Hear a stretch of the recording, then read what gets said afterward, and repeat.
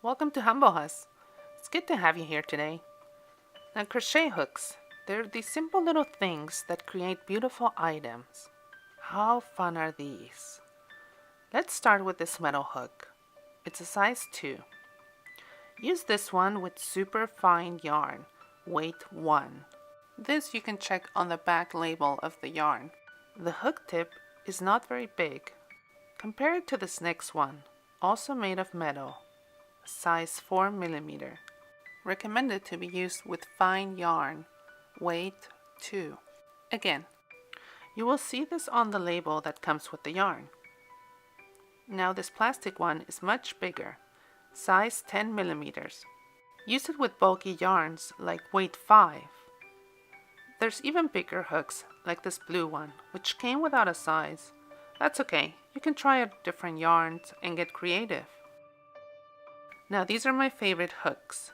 The comfort grip can really make a difference on your fingers, while the metal ones can start to bother you after a while. But they are great for beginners. Let me show you what different hooks look like with the yarn on them. Here's another one. The yarn has to fit nicely on the throat of the hook. This one is a size J6 hook, while the yarn is 5 bulky. You could go up a hook size for this yarn, perhaps a 7 millimeter. The 10 millimeter hook I would use with the super bulky yarn. As I mentioned, the label that comes with the yarn will show you the recommended hook size. This yarn would be good with a 4 millimeter hook, but this one, for example, is a 6 millimeter hook. This is what it looks like with the yarn around it. The hook looks a bit big for this yarn, yet it can still work.